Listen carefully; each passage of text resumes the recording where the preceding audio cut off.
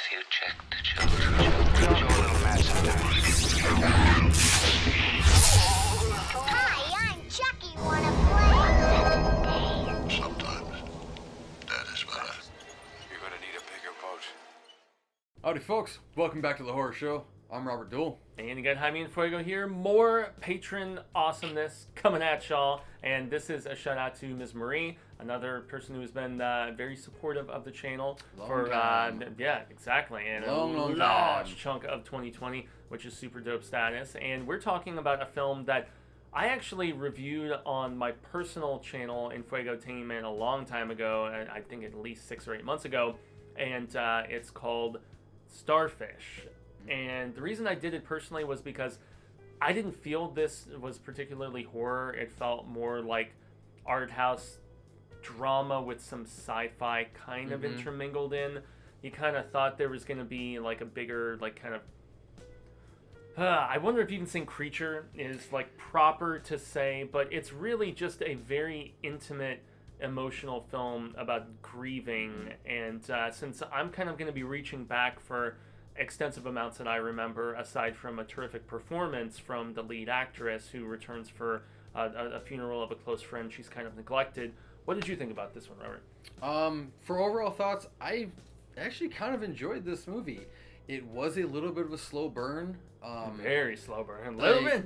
Okay, I was being nice. I know. All right. No, like, because some people, like, with the pace of this movie, it's gonna put people off. But if you can look at the other merits of what they're trying to do with this movie, I think you'll find more enjoyment with it. And you'll be able to stick through the story.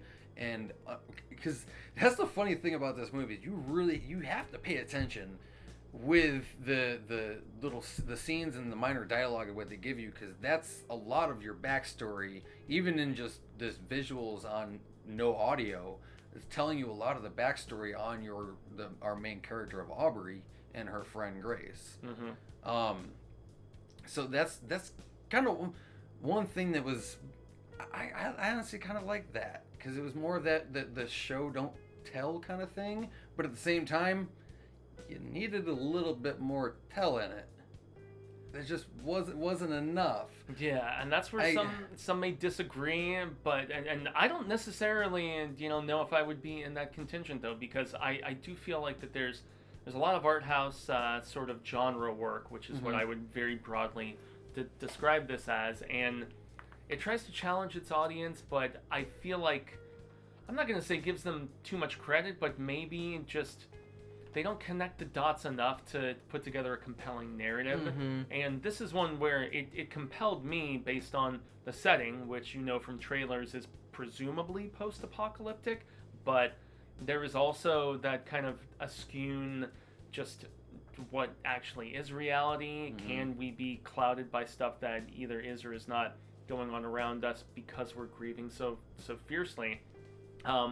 But yeah, and aside from that, I love the musical aspect of it. I forget the name of the guy who directed this, but A.T. White. Okay, and yep. I believe he is in kind of a indie rock, kind of experimental, electronic at times, British act, and maybe he's scored some other things. It's been a hot minute, but I know one aspect you mentioned off camera before we really started this for overall impressions was that it didn't seem as cohesive at times because it was a lot of It was a lot of back and forth. Well-developed sequences, but not necessarily that sort of cohesion and correlation. And I think Ms. Marie even asked us, she was like, maybe you guys can actually tell me what it all means. I feel like it was deliberately ambiguous. I really thought it was interpretable. Like, and I wholeheartedly agree with that. And a lot of things, because how this story I feel is written is because it was a story about grieving and the stages of grieving that everyone goes through. So each basically kind of scenario and dream sequence was that coming to realization and the coping of what's actually going on, and each thing has multiple. Honestly, I don't think one to two different people that have almost the same interpretation of what the underlying message would be for each little thing, because I think that's how he purposely wrote it, and if he did write it that way, I think it was brilliantly written. And also the fact that grieving, whether it's a friend or a family member or the circumstances involved, because in this instance, as we're getting into kind of the story at least a little bit, because it is this friend I believe is going from LA to back to attend this funeral, but it's a friend who is like, hadn't Grace reached out to her a few times, and she's like, my life is so busy. I mean, I have friendships like this where sometimes I'm reached out to and sometimes vice versa, and there's so much going on in respective lives that you can't be there, and then when somebody is no longer around and you can't take that sort of disregard or just kind of pushing aside back, that actually makes stuff even tougher to deal with in the aftermath. So real quick, just a quick summary of the story.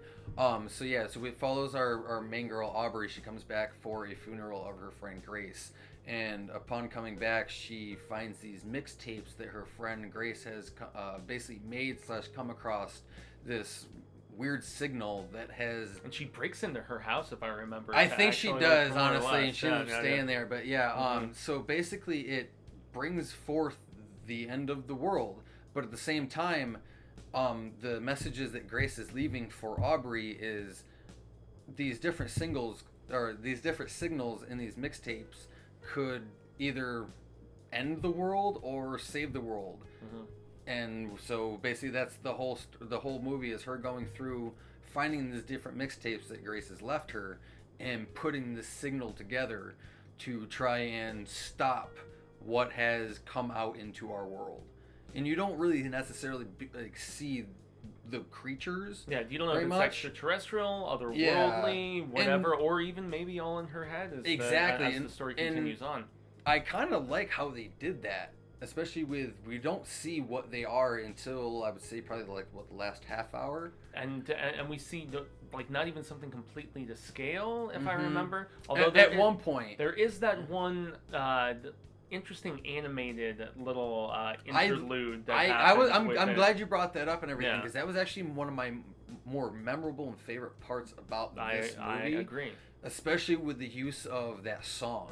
Because, so basically what Grace did, without, honestly, this is not really too much spoiler, but she underlined the signal in these mixtapes, because they used to make mixtapes for each other as friends when they were younger. I miss those days.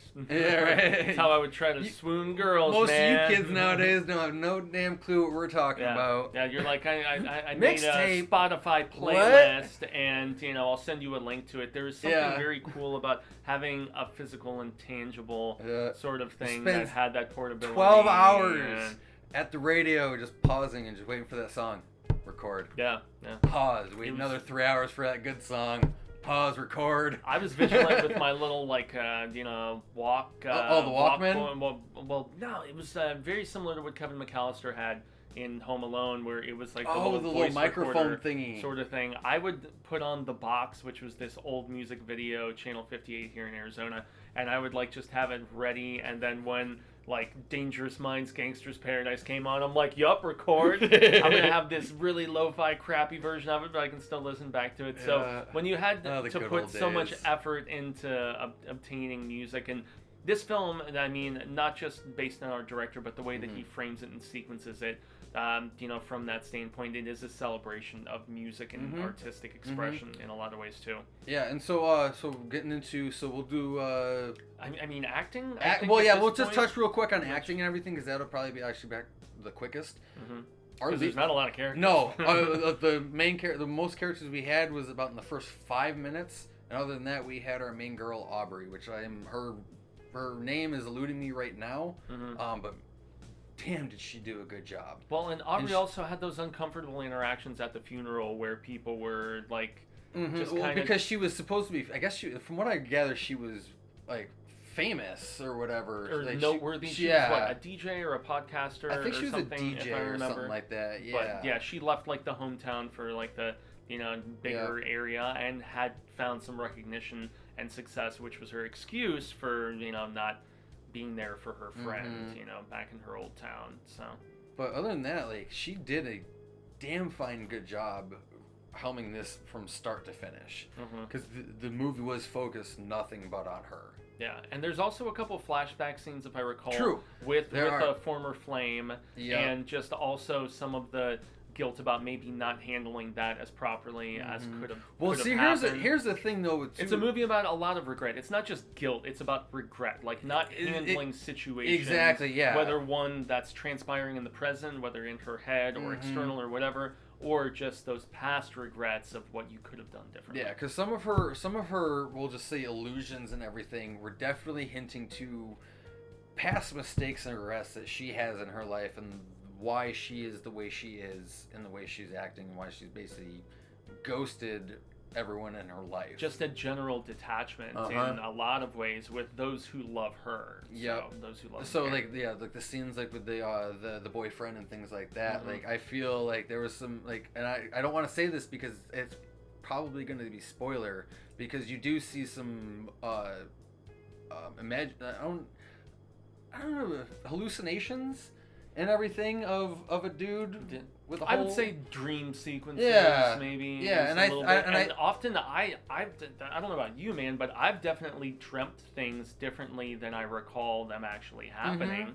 You know, that's just the subconscious, maybe but I think remembering them worse or wanting to remember them better. So yeah, well, and that's what I feel like too. Is some of her her main hallucinations were the good times, but also kind of remembering things the way she wanted to, and then when they she say that people and do when that she psychologically, and when she started seeing that figure around different places and everything with a hole in the face, I think that was the underlying of what actually happened. Yeah, and her still not coming to cope, or at least a manifestation of that. Yeah, you know? Still not coming to copes with like this actually happened. Maybe it was what did I do kind of thing, or maybe she's still blaming herself for what happened. Yeah. So that's, you know what? I'm Even thinking like, this movie's got me thinking a hell of a lot more. Because honestly, like, they give me what I there's said a lot earlier. of There's a lot of complexity that doesn't multiple always layers coalesce. in this movie. Yeah, and how he wrote this was very well done. But like I said earlier, it's a very, very, very, very, very slow burn.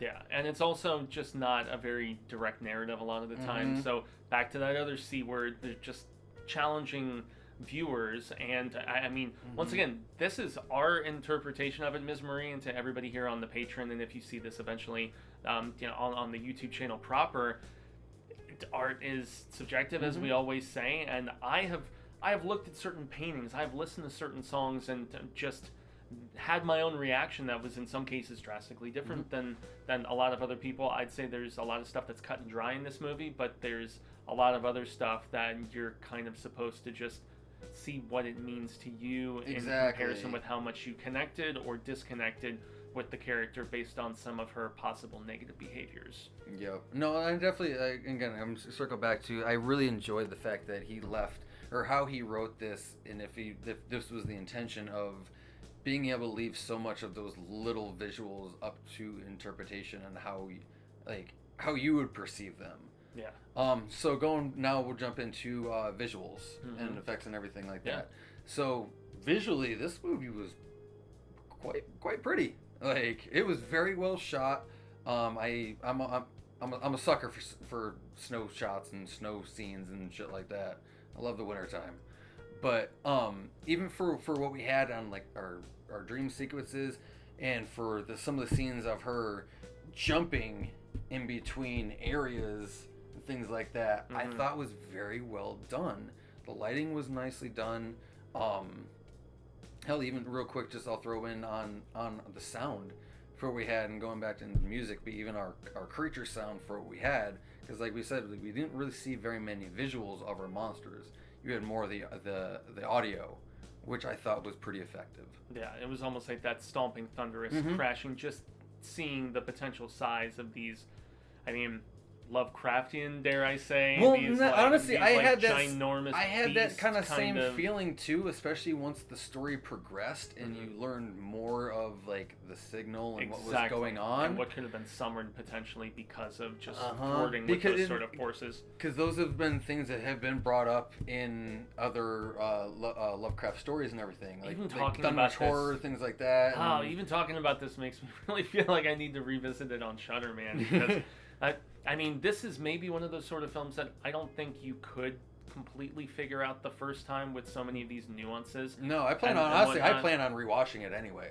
So yeah, and I mean, since it's not super effects heavy, I would even like point to some costume design and stuff. Like all the trailers show that iconicness of her wearing like the wolf throw animal, yeah, like the wolf like, skin. Yeah, exactly. Yeah, and she's got like the wolf head like right on top of her, and I'm just like, God damn, is this like something out of It felt very post-apocalyptic though. Yeah, it was nice. Yeah, and melding those sensibilities with that sort of almost medieval, I don't know, just outdoorsy, barbaric sort of.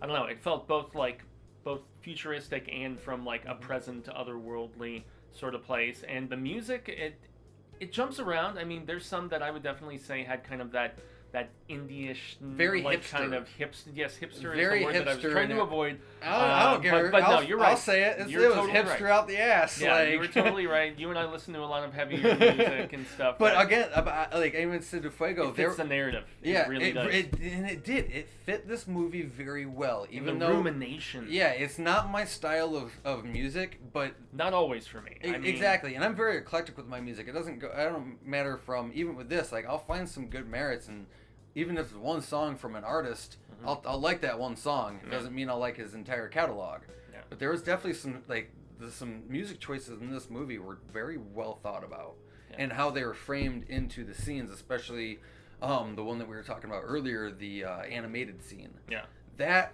I think was their baby in this entire movie. Or definitely like a like very steadfast stand. That was their shining point, I think. Yeah, focal point. Totally, man.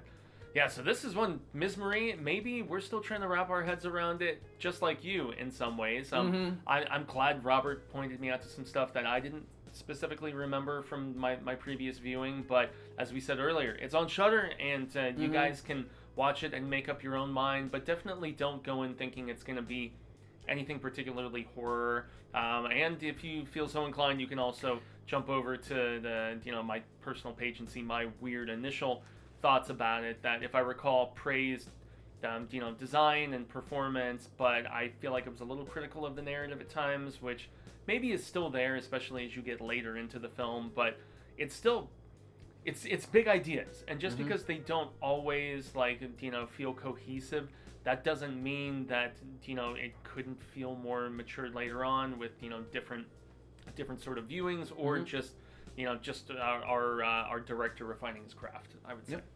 No, most definitely.